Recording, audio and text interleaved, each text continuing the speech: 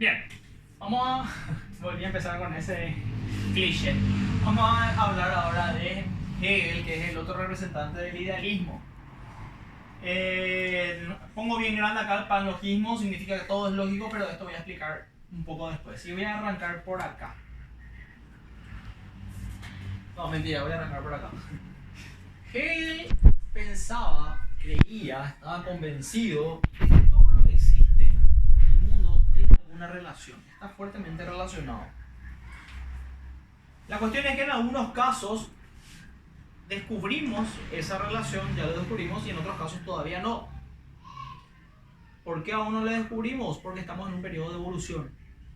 El ser humano está en un periodo de evolución, y a medida que vaya evolucionando, va a ir descubriendo más cosas y va a ir encontrando que eso que anteriormente se pensaba que no estaba relacionado había sido sí tenía una relación, y había sido todo lo que existe en realidad está fuertemente relacionado.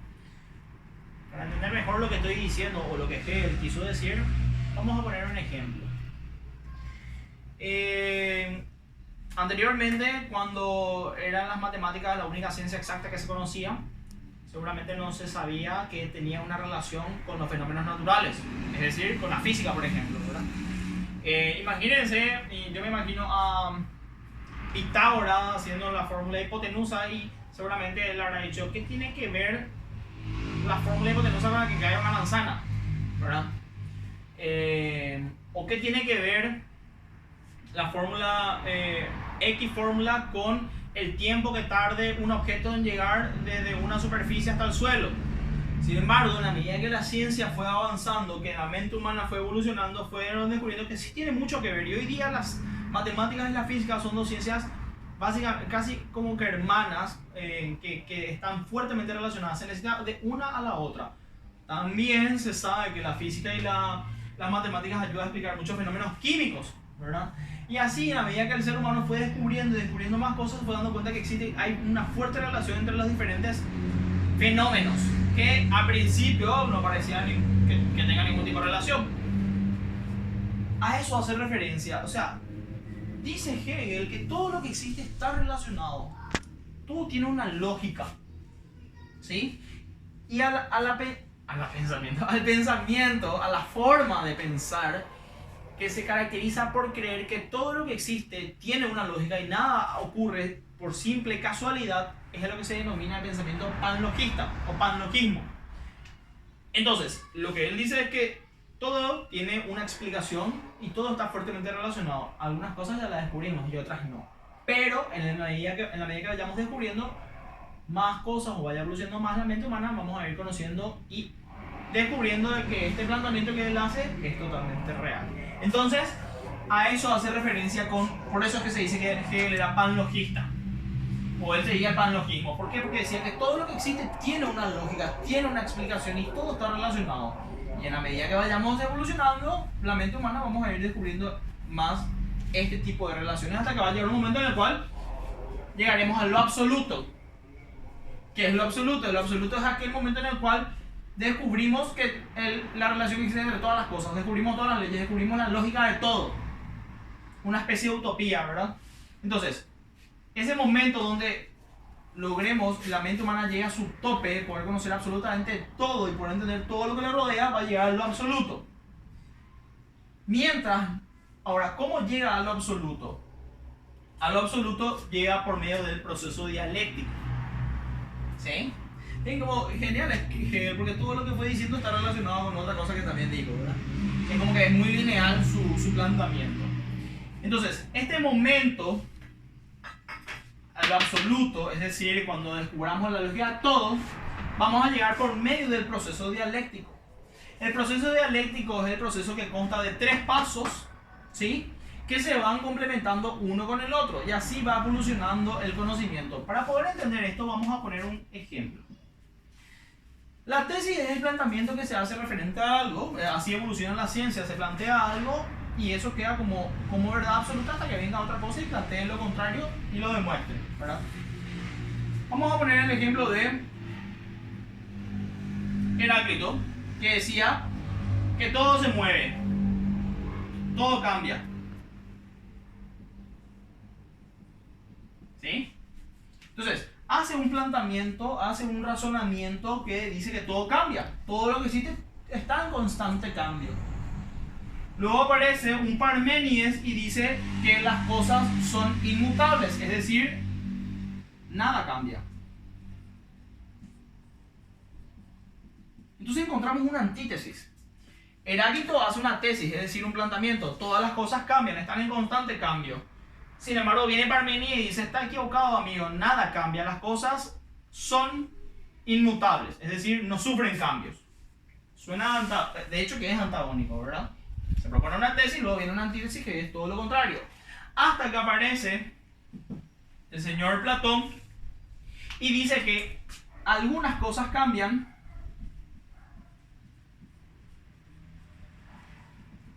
y otras no cambian.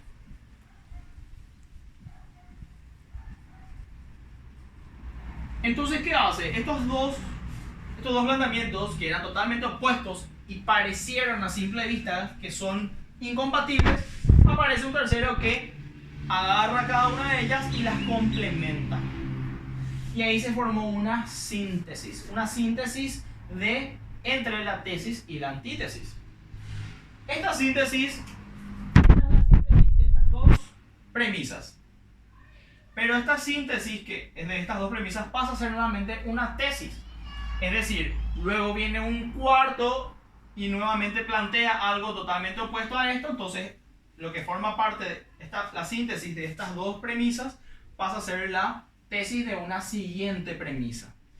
Y luego viene una quinta persona que nuevamente vuelve, o un quinto planteamiento que nuevamente vuelve a organizar la tesis con la antítesis, produce la síntesis y así constantemente va evolucionando el conocimiento humano bajo el proceso dialéctico. Tesis, planteamiento de una cosa, antítesis, planteamiento de lo contrario, y luego la síntesis. Esto ocurre con muchísimos fenómenos. El planeta era plano, se creía que el planeta era plano. El planeta era redondo.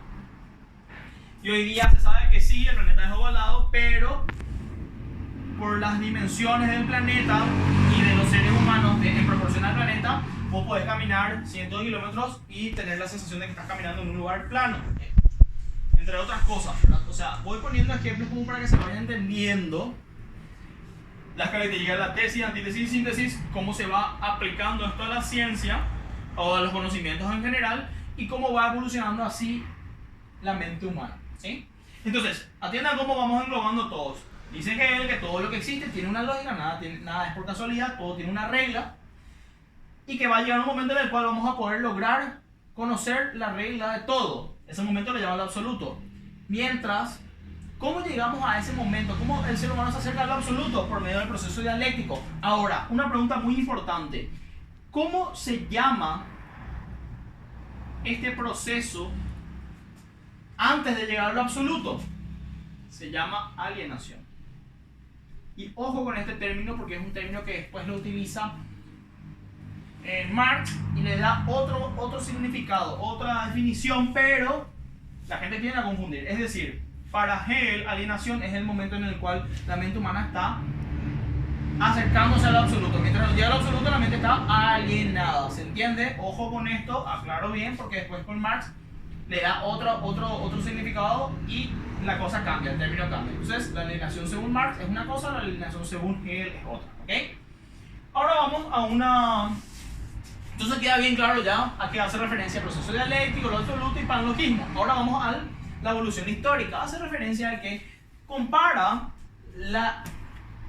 el proceso evolutivo de la mente humana con el proceso histórico. ¿Sí? Bastante, esto es muy, encontramos mucho en los exámenes de ingreso, pero es bastante sencillo. Habla de 4 periodos de la historia que destaca. El periodo del Medio Oriente, el periodo griego, el periodo romano y el periodo romano-germánico. ¿Sí? El periodo del Medio Oriente, del Medio Oriente hace referencia a aquel periodo donde los inicios de la historia, ¿verdad? De la historia escrita, donde el ser humano tenía un sinfín de... era como una mente en blanco, el ser humano no sabía absolutamente nada y todo lo que iba viviendo era lo que iba creyendo. ¿Sí? Por eso hace la comparación con la niñez. El niño es más o menos así, el niño viene con una tabula rasa y en la medida que va viviendo diferentes experiencias, va absorbiendo y va aprendiendo. Por eso es que compara la niñez con el periodo del Medio Oriente, con la historia del Medio Oriente, o sea, el periodo histórico del Oriente. Compara a Grecia con la juventud. ¿Por qué? ¿Cuál es la característica de la juventud? La juventud, el ser humano explora, vive con mayor intensidad sus deseos, sus apetitos, y lo mismo ocurría en la Grecia. La Grecia se caracteriza por ser, el periodo griego se caracteriza por ser un periodo donde se vivían con desenfreno todos los deseos carnales, sexuales, apetitivos, etc. Entonces de ahí que compara el periodo griego con la juventud.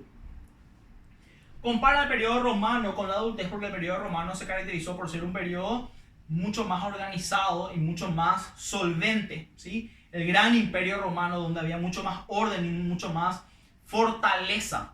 Compara con la adultez porque es el periodo de mayor fortaleza y mayor raciocinio del ser humano. Y por último, compara el periodo romano-germánico, la unión de estos dos pueblos, que fue la decadencia del periodo romano, y lo mismo hace referencia con el ser humano, es decir, la senectud es el periodo de decadencia donde las habilidades cognitivas y físicas empiezan a decaer. Por eso es que compara el periodo romano-germánico con la senectud. Súper sencillo. Y por último, hablamos de la división hegeliana, a una división de pensadores posteriores a Hegel. Pensadores que eran fieles al autor, que seguían tal cual sus indicaciones o sus planteamientos, y pensadores que estaban de acuerdo con la doctrina principal, pero que diferían en ciertos puntos. Entonces, a los que eran totalmente fieles al autor se lo denominan la derecha hegeliana, y a los que coincidían en gran medida, pero diferían en otros puntos, es a quienes se le denomina parte de la izquierda hegeliana. Eso es todo lo que tienen que manejar o por lo menos gran parte de lo que tienen que manejar para el ingreso.